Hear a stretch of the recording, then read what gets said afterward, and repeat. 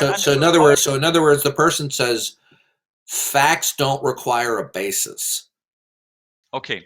However, there is now one. If somebody said facts don't require a basis, that would be as incoherent as saying I have a square triangle. Okay. Yeah. The basis for these facts, as you put it, are either a personal absolute or an impersonal absolute. Correct? Yes. Okay. So the problem with that whole thing is we are now trying sorry, I messed up the beginning of my sentence.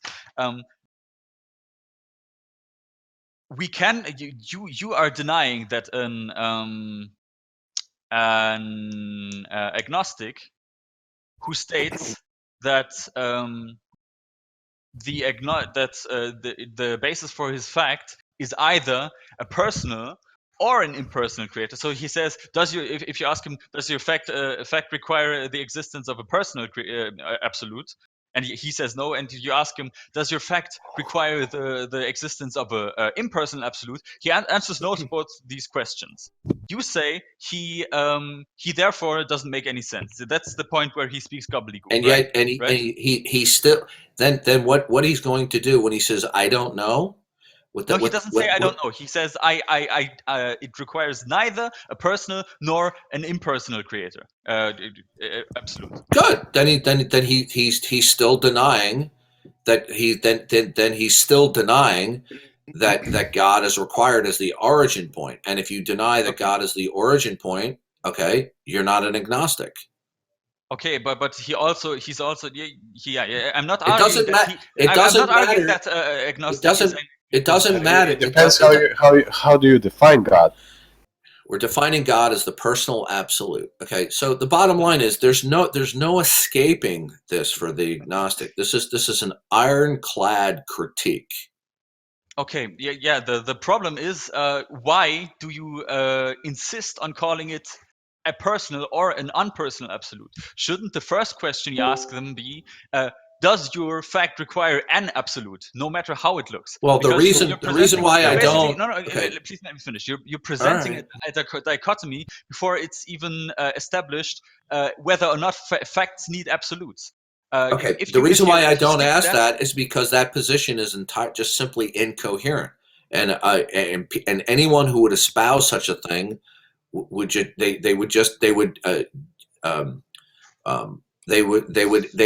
philosophically implode. They would. Have you ever heard the word immolate? It means to light yourself on fire. Okay, where you destroy yourself. Okay. So the fact of the matter is, it's rare. It's extremely rare that somebody will simply deny that there's no absolute. All right. That's why I don't need to address it. If it comes up, I can address it. Well, how do you explain this? See, let me just say this. Yeah. I don't agree with you at all. Okay, but your evaluation of what I'm saying is very sharp. You're showing that you have critical thinking skills, and I just want to point out, Concrete. You'll notice how the two of us are interacting here. Are you there, Concrete? He must be AFK. Or everyone else notice in the room.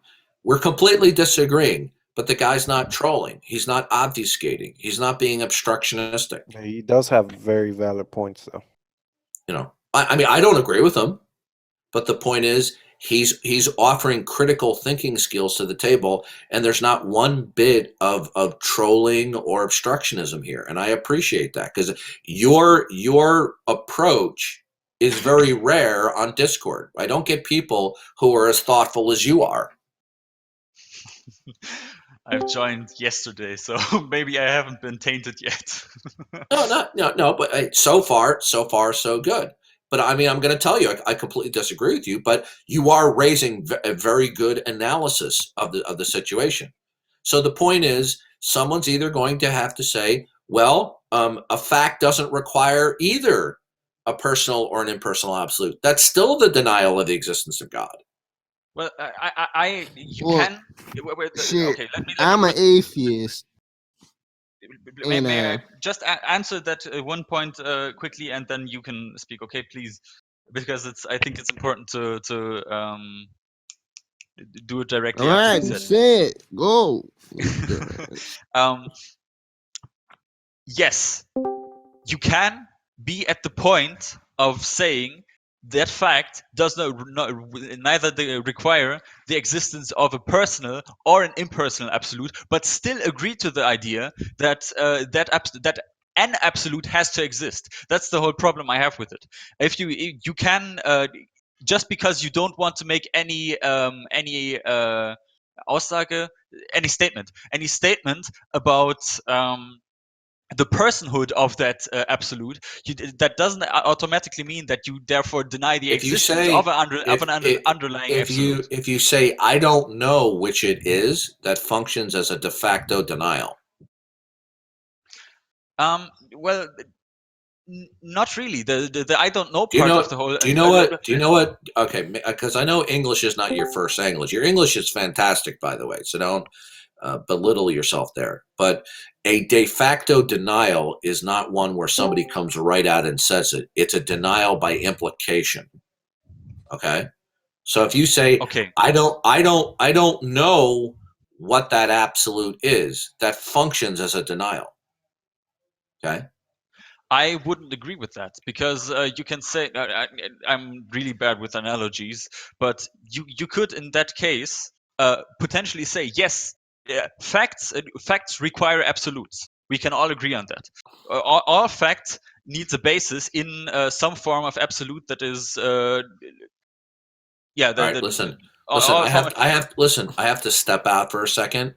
So feel free to continue the conversation with others. I should be back in around 5 minutes. Okay. All right. I'm sorry, Argent Venta. I interrupted you. He's gone now. Okay. What are you? You're an atheist, right? Yeah. But the problem I'm having with his assessment, and I hope you all understand it, is that he says he presents for the agnostic either the option of saying, well, there's either a personal or an impersonal absolute. And I he don't then care about all claims these that if little he denies, fancy well, words. give me a second. Nah, it's just little it's bullshit. He's just trying to make it more complex for no reason. It's bullshit. But Hey, can I? let me Can I tell be you heard? something. Yes. What are you gonna say? The problem is that if you explore these kind of questions, you should start with one step at a time. He makes two steps. He asks both: is there an absolute, and is Right. that absolute personal or impersonal? You should start with: is there I don't absolute? care And then about if the you have one of absolute. those, All I know is that he believes a fairy tale. It's like saying Santa Claus is gonna be a god because some people believe in him. Let's just make a holy book out of Santa Claus and make him rule. Yeah, it's almost like an agenda. He's right to his point and only his point. Yeah, instead of going straight to the point that you should ask the other,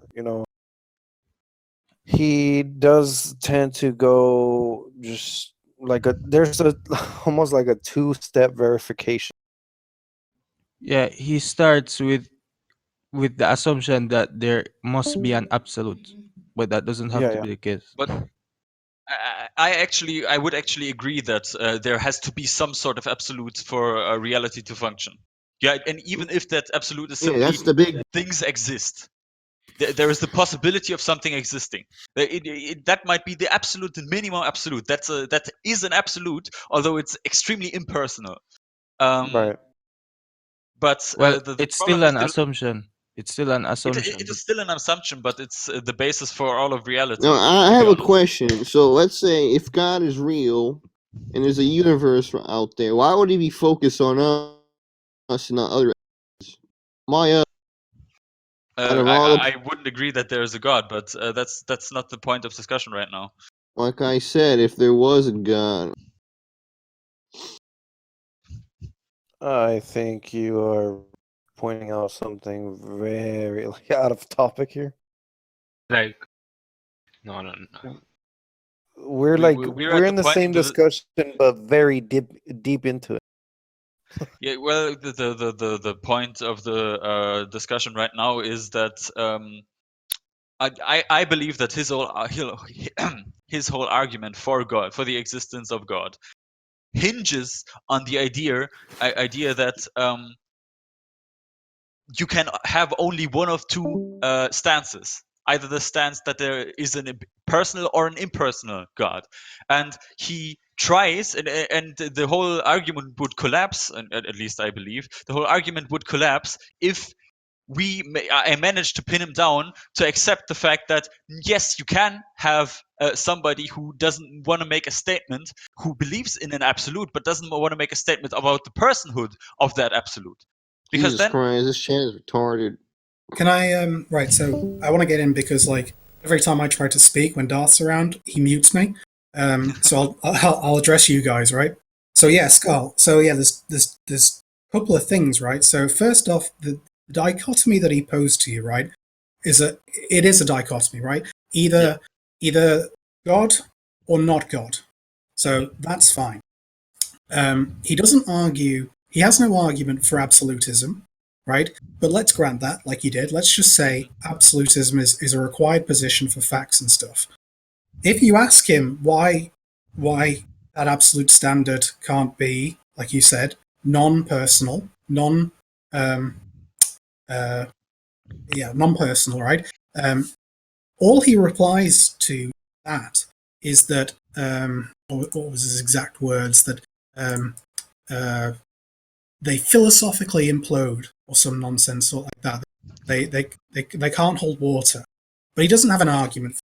He can't. okay, yeah, that's one point deeper into the conversation. I honestly I've never gotten past the point of is there such a thing as an agnostic? I've never gotten past that point with him because I think that even there, the first point he's making is illogical. Right. So his position on every point about God is illogical, dude. His position on agnosticism is a bit specialist. You've got to remember that whenever Darth brings his philosophy to the table. Why do you call him Darth, by the way? Oh, because he's gone through a couple of pseudonyms on G+. I don't know if you ever remember the G+ days where videos would be. Right, so G+ used to have Hangouts, and the Hangouts would be uploaded to YouTube. And he was originally known as Darth Dawkins. Oh, Dawkins. Okay, yeah. Yeah, as in Richard Dawkins. So Darth Dawkins was like his YouTube alias. And then before that, he was called Evolution False, I think. And another one is called Stephen J. Fool. I think that was one of his others. But if you go to Darwin's Greatest Hits on YouTube, you'll see why, like all the references to Darth Dawkins. Anyway. Okay. So like this idea, let's grant the idea of the absolute, right? And for his philosophy, when he brings it into the table, he regards God as a necessary precondition. So the idea behind a necessary precondition, obviously, is that it's a constant. It's a requirement in the philosophy. I don't know how strongly how else to say it other than it's necessary, right? So whenever he espouses anything, right, he's already defining, right? He's just defining into existence, right, this criteria of his God, and just saying it's a necessary thing, right, for every fact, every proclamation, everything. Which is why he says whenever you make a comment that doesn't involve God, from his worldview, right, he thinks that's a denial of God. I understand that, but that's why I raised the point of whenever you make a comment that doesn't involve non-God, which is the impersonal absolute, then you're denying the existence of non-God, which means you automatically believe in God, and that's the whole problem I have with his line of reasoning. I agree. Presents the two things as equals, non-God and God, but then proceeds to say that only statements which don't involve God automatically deny the existence of God, whereas statements that don't involve that deny or don't involve the existence of non-God don't automatically deny the existence of non-God. That doesn't make any sense. The two are in his mind equals. Yeah, I agree with you. That's where he begs the question. I don't know the expression begging the question, to be honest. So the begging of a question means simply means to assume the position that's being argued for. So if the argument, oh yeah, okay, yeah, so if the argument is God is default, yeah, so if the argument, so he's almost waiting for the question, like he's always on guard with the question. Yeah. Yeah, so when we're trying to question whether or not we have to start from impersonal or personal, when he does that, he begs the question by already starting from the personal and just assuming that to be the case. That's what it means to me. So do I technically he does win that, but without? sorry. Do I win without questioning him?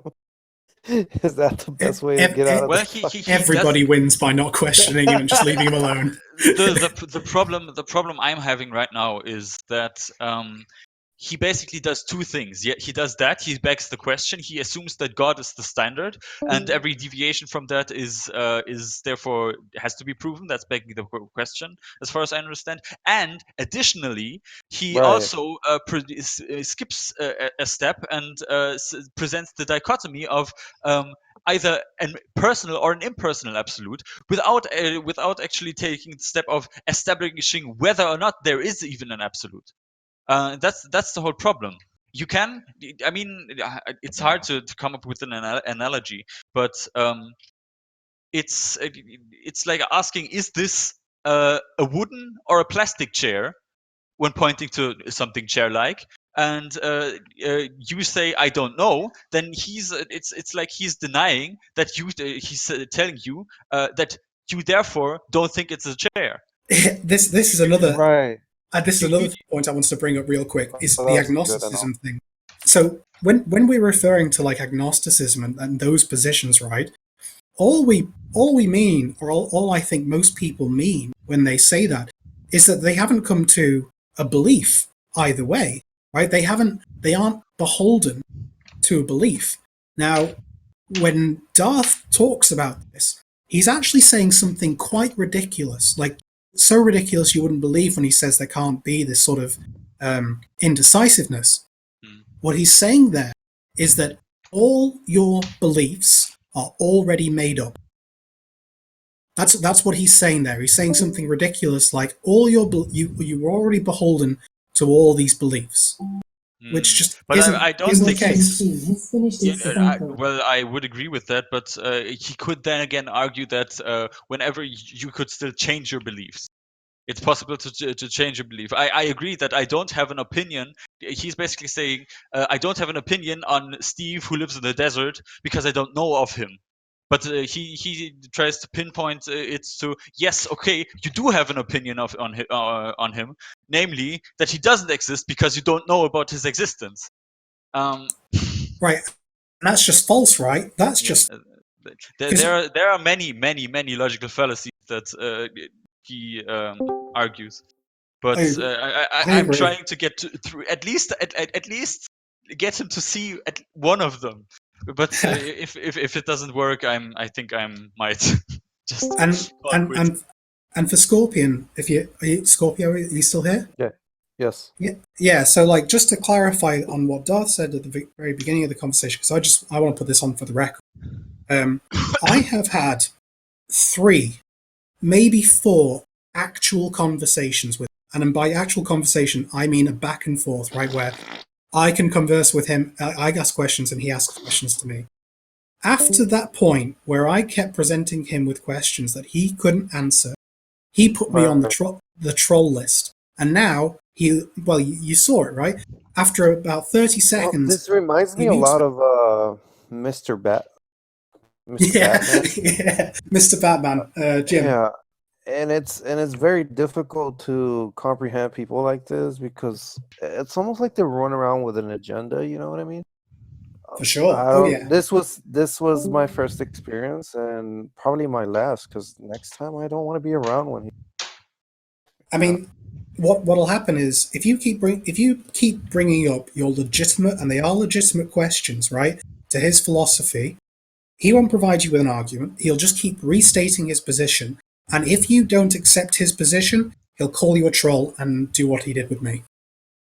Okay. Right. Well, look, you saw it when you asked him, right? You asked him to show that I'd had multiple conversations, and he just turns around and says, either you believe me or you don't. And if you don't believe me, you're being muted. Right. And he proceeded to do that. And then I went on to say, can you elaborate, whatever point that was that producer brought, and he kind of misguided the conversation into just trying to get me to believe whatever. I mean, That's it. very. That's the thing. Like for everyone, like just as a general for everyone, that's the thing to remember about Darth, right? He won't answer your questions directly. Most of the time, if he ever does give you a straight answer, it's often just a question begging one where he'll restate his position. And he just tries to assert everything. And he'll mute anyone that disagrees with him. For my first experience, when I have people like that, I just tend to listen, and then I have a process with people like that, because I can tell right away, kind of, his ideologies and all the different types of ways that he presents himself. Like Mr. Batman, dude, the first experience with Mr. Batman, me and him was crazy. From then, I've literally been on a room with Mr. Batman again after the first, back and forth, and I was just like, I don't want to be in there. I don't, Wouldn't you agree, sir? Yeah, well, sir, I'm gonna turn you down at 3% now, sir.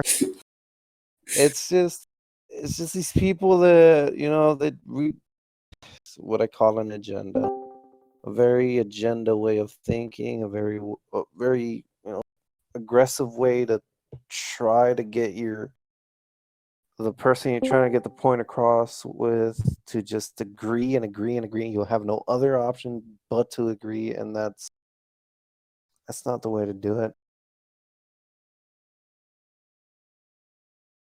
There's also other issues. This is just to help continue with the arguments and stuff. There's also other issues that exist with his position of God being necessary. So just to outline that real quick, if God is necessary, right, and all facts are dependent on this necessary thing, it means that all facts are necessary facts, right? So it just follows that the world is now a necessary world. So there are no dependent facts if God is a necessary being. There are only necessary facts. Okay. That's the other issue. But we haven't even got there yet.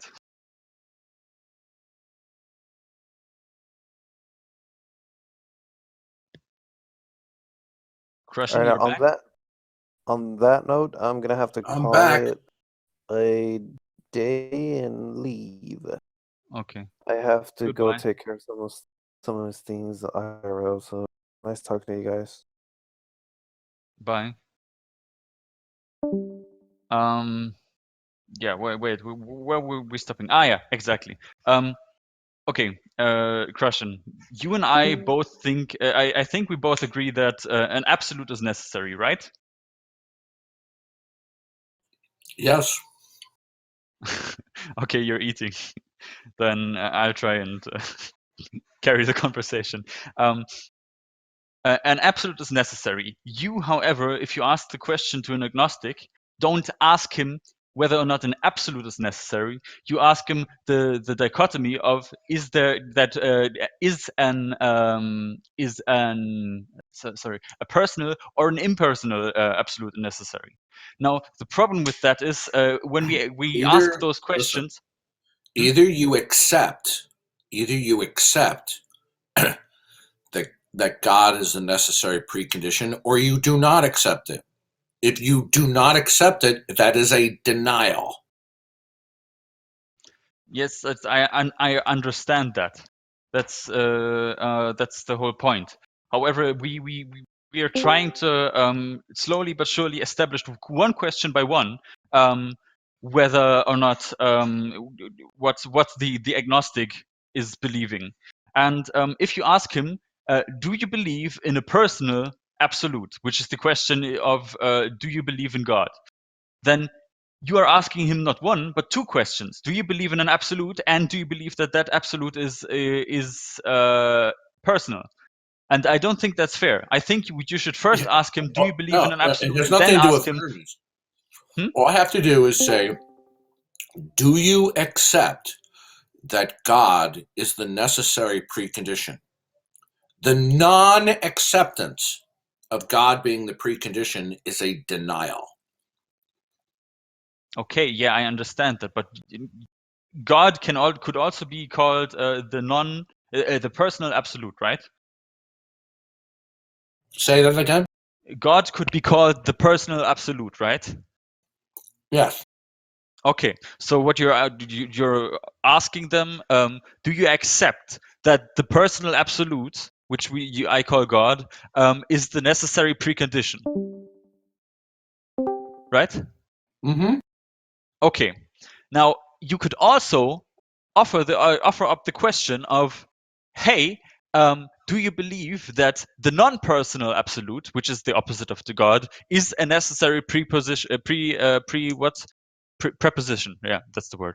Preposition. And he could also say yes or no to that. And therefore, he Doesn't matter. also denies the existence of a non-necessary absolute, of Good. a non-personal absolute. However, then he's denying both of them. Okay. yes. Right. And it doesn't escape the fact that his non-acceptance is a denial of God as the precondition. Okay, yeah, but the problem I have here is you're asking, if you ask somebody, do you accept the existence of a personal absolute? You're asking him both. Do you accept the existence of an absolute, and do you accept the existence, do you accept that absolute is personal? When you ask the opposite question, do you accept the existence of a non-personal absolute? You're asking him both. Do you accept the existence of an absolute, and do you accept that absolute is non-personal? So why this is the whole problem I have with let's go step by step. Why wouldn't we go step by step? Because in certain situations, the non-acceptance is a denial in certain situations. I understand that. Yeah, The moment you deny by virtue of non-acceptance that God is the origin point for any fact, you have denied God's existence. Period. Yes. Yeah, I actually agree with that. You know what? I actually agree with that. With the point you deny that a non-personal, a personal absolute exists, you've denied God's existence. However, that doesn't mean that you have denied the existence of an absolute, right? An absolute, no matter if it's personal or impersonal. It doesn't matter. What we're trying to show is that agnosticism is in fact entails the denial of the existence of God, even though the agnostic does not think that they do. Remember my analogy about the electrical apprentice? Yes. It doesn't matter what he says. Doesn't matter what he says out of his mouth or what he says in his own head. What matters is the implications of what he says. Yeah, I understand that. The whole problem I have right now is that we've established that every statement of fact needs to have an absolute origin, right? Yes. And that absolute origin is either personal or impersonal, right? Yes. Okay. So the problem I see now is if somebody, an agnostic, doesn't want to make a statement about the person or about the property of personhood, but he still still accepts that his statement is grounded in a fact, in an absolute. He doesn't. That statement does not automatically become gobbledygook because the statement is still grounded in an absolute. He just doesn't want to make any assertions about this absolute. No, it's gobbledygook because when somebody says, "I don't know what it is," that's a functional. Excuse me. That's a functional denial. Okay, listen. If suppose you need there are certain things that if you don't accept it, they're tantamount to a denial. Now there are other things that if you don't accept it are not a denial. Like if you don't accept that there's gold on Mars, that's not a denial that there's gold on Mars. Okay. Okay. Yeah, but if you don't, if you do not accept my attempt to rescue you from drowning, you are denying my attempt to rescue you. Yes, but okay. So do you do you understand that sometimes non-acceptance is equivalent to denial and sometimes it is not? Yes, I agree. So the However, non-acceptance as God as the precondition of all facts I don't have a problem is with the that. denial of God as the precondition of all facts. I agree. I completely agree. I don't think I've ever doubted that. I agree that if you say that if you deny that God exists, or if you say that I don't believe that God exists, then you're denying its existence. However, if we stay with your analogy, it's basically you can ask somebody. Wait a minute. Somebody asks, says, "I don't believe that there is gold on Mars." Okay, and that's a statement of fact. He doesn't believe it. However, this statement of fact requires the existence of Mars. All right. So that statement would only be nonsensical if Mars didn't exist. Not necessarily. Someone could say, "I don't believe there's gold on Mars because there's no planet called Mars." Yeah, exactly. This one is this is the denial. This is where the role you want to push the agnostic into. However, but here's the bottom line: is do you now agree or not agree that agnosticism upon analysis is a functional denial of the existence of God? If the agnostic answers with I don't know, or no, I don't believe a personal absolute exists, then yes. Yeah. So agnosticism, in spite of what they think and in spite of what they say, have in effect, by implication, denied the existence of God, making agnosticism a self-contradiction. Okay, I think we've established our positions now, and while I don't completely agree with you on certain points, I think we should move on. That's fine. Okay. I can respect that. I mean, I'm amazed that I come across somebody who can disagree and do so in an intelligent manner, doesn't resort to trolling. We see trolling nonstop on Discord, so it's refreshing to talk with somebody like yourself. It's very much appreciated because it's rare.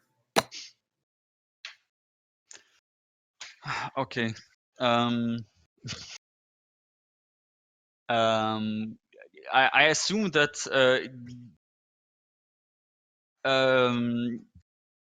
you then can try and provide me with evidence or with a logical argument that God therefore exists.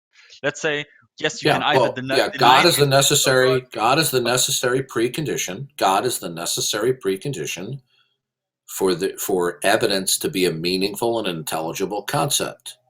So since wait, God is the necessary precondition. Oh, okay, good. Then defend it. Because God is not the necessary precondition we have for intelligibility. What is then? The non-personal absolute. What is that? Well, before you answer that, I need to ask you a question. On what grounds do you not accept that God is the necessary precondition? On the What's grounds your what is your reason for not accepting? on the grounds of Occam's razor. Basically, wait, No, give me, people have let me tried this explain. before. Let me It explain why. doesn't. It's Okay, not going to work. Okay, go ahead, but it's not going to work. let me explain why. Personhood and non-personhood are properties of our universe, right? We know that everything in existence is either a person or not a person, right? I'm listening. No, right. I want. Do you agree so far? Your position, you don't know anything. No. My position is that everything in existence is either a person or not a person, right? Yeah, you're relying on the law of non-contradiction. No. Why? I haven't even made my point yet. Do you agree or disagree? Well, please just say that. Okay, in my worldview, the law of non-contradiction applies, but you haven't established that. What is the law of non-contradiction? That A cannot equal not A. Yeah, I agree. You're stating a universal. Where'd you get that universal from?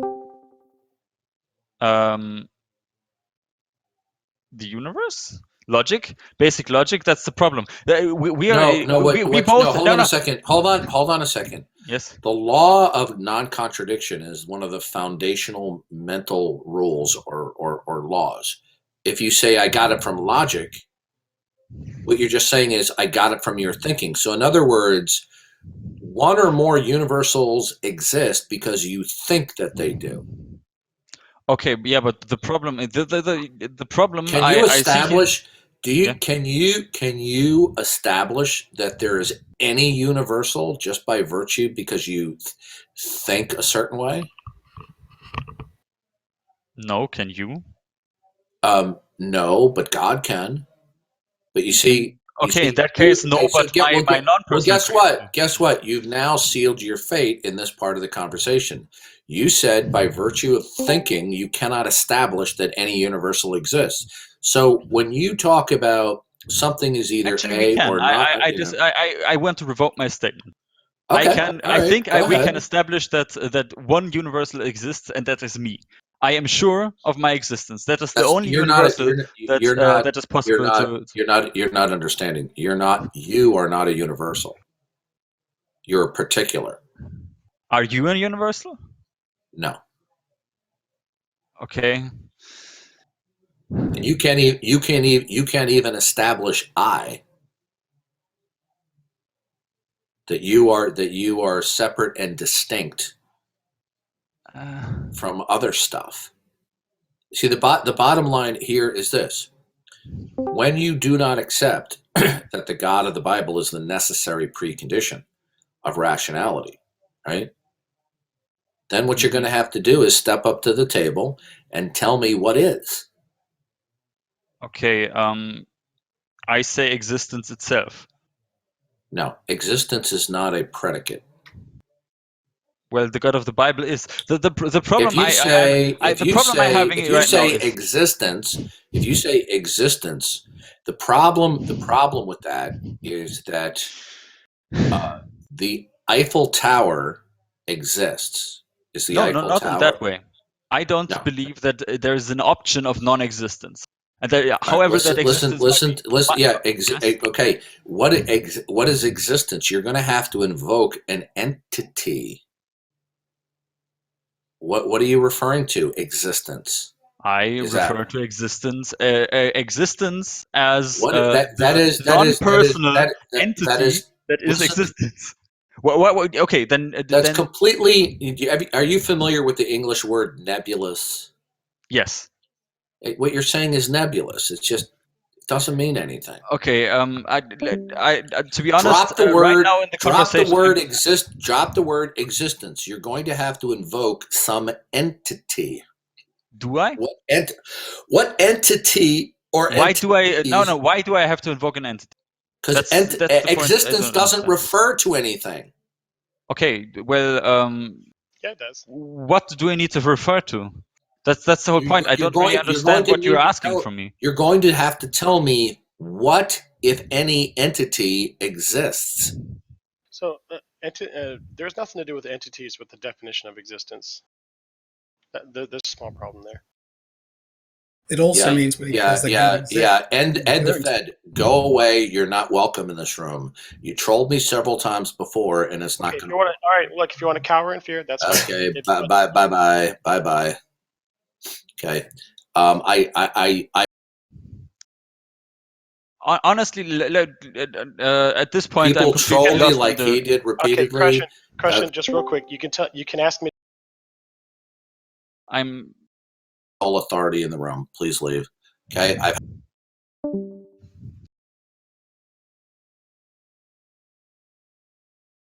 Yeah. If you fuck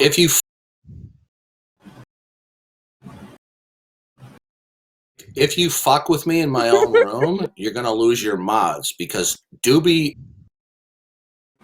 Look, just chill out. Ask me to leave, and I'll leave immediately. That's all you got. Get the fuck out. Okay. Yeah, get the fuck out, pussy. Yeah. He's an asshole, and he's a troll. He trolled me in the room yesterday multiple times. Okay, and when people troll me, I'm not going to converse with them. Okay. It seems like every time you lose a debate, you consider the other person a troll. Yeah. Okay. Bye. Yeah. Now you're trolling. Yeah. I think that we should ignore all the trolls. See, now, Skaal, you'll notice that you disagree with me on numerous points. Okay. Yeah, the problem I'm having right now is that I'm actually completely lost. Could you do me a favor and actually? All right, but I just want to point out that you disagree with me on numerous points during the entire conversation, and we had a completely cordial, lengthy discussion and even vigorous disagreement. Okay, because you're not an asshole. You don't troll. And in fact, you exercise critical thinking skills in spite of my disagreement with your conclusions. Okay. Mm-hmm. And when people troll me, okay, I'm not going to put up with it. And I don't care that people go, "Oh, you just call people trolls, you can't answer." Go on your merry way. Okay. I'm not interested in that trolling observation. Okay, so go ahead. Could you just please wrap up the whole argument from the beginning again? Because I think I'm lost. If you reject that God is the necessary precondition for intelligibility, okay, then when you speak, then you're going to have in mind, consciously or unconsciously, another ultimate absolute that is the precondition. So what is it?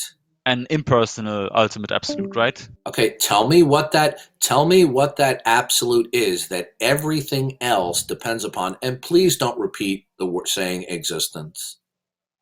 Okay, well, why do I have to have something else?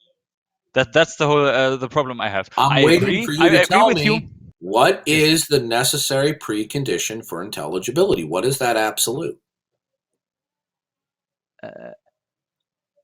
The impersonal absolute. Why do I have to? No, I want to know what that is. Let me please. Why do I have to define it? That's the whole point that I don't understand. What is it? Why? What is it? Why do I have to answer that question? Why is that even a reason? Why would that be a reasonable question? I do not know what it is. That is the whole point. But I also don't make any claims. Okay, so what you're saying is you're saying there's an absolute that is unconditionally non-dependent and provides for all dependency states, but I don't know what that is. Yes. Okay. Do you understand that declaration basically functions as a denial? An unaccounted for entity is a functional denial of that entity. Okay, so you're making an unaccounted for identity functions as a denial of that entity. Okay, that I wouldn't agree with that statement, and let me explain why. Let's use an analogy. Okay. If you see a corpse somewhere, you go into the woods and you see a corpse with scratch marks. You do not know what it was, but you know that there was something that has killed this person with teeth and scratch marks. You can therefore infer that that thing was probably a wild animal. However, you do not know. Do you then, by your logic, I would then therefore deny the existence of the thing that killed that person? Let me think about that for a second. Okay. That's a good example. What you're talking about is therefore you're identifying what this thing is. It has teeth. It's animated. No, I do not identify it. I simply I can infer you said it right. the Yeah, you're okay. Yeah. I'm sorry. No, Yes. the point is, if you don't know what it is, you can infer, but that doesn't mean your inference is correct. Right. Yes. Okay. So what I want to know is, when you say God is not the necessary precondition, something else is, you tell me, well, I know it's not God, it's something else. What is it? And your answer is, I don't know. Yes. Then if you don't know what the absolute is, how did you rule out God as the personal absolute? Is this Darth Dawkins? Yeah. How did you? Okay. I don't know what the absolute is, but I know it's not personal. How do you know it's not? Well, I don't know that it's not. However, since You've now contradicted. You've now contradicted yourself. Okay, you believe that, but let me stay with the corpse example for okay. No, I'd rather. I want to stick with God. Okay, you said you reject that the absolute is personal, but you accept that it's absolute. On what grounds do you claim that the unknown absolute doesn't possess the property of personhood? I personally would not definitively reject it, but you forced me to definitively reject it you already are. I said, is God the necessary precondition for intelligibility? You said no. I would say probably not, but you deny me the possibility of making probability statements. Well, that's right. I did, and for good reason. Is because the property of personhood that would be embodied in the absolute, that quality would not be probabilistic or contingent. That property, along with the entity itself, would necessarily exist. I agree that reality is not probabilistic, at least so unless you look. No, give me a second. Please. Either you accept that God is the necessary precondition for intelligibility, or you do not accept it. Now, then, when you say you don't accept it, and I say I don't think it is necessary, but it is possible. That's the whole point. And you say no. Let me please. May I just say a few words? Go ahead. God. If I say, in my opinion, is improbable, that doesn't mean that therefore reality reflects that. In reality, either it is God or it is not God. However, if I make a statement about the probability, it is simply a statement about my mindset in that opinion. You're making a mistake. Okay. Now, when you say God probably doesn't exist, right? The problem with that is contingencies are derivative of the absolute. God, by definition, is not a contingency and therefore not probabilistic. Okay. So, wait a minute. You are saying that. Listen. I'm trying to understand what you're saying. Okay, please. Do you accept that God is the necessary precondition for intelligibility? You either accept or don't accept. I do not accept, but I also don't deny it. We've come full circle now to the issue of agnosticism. That's incoherent.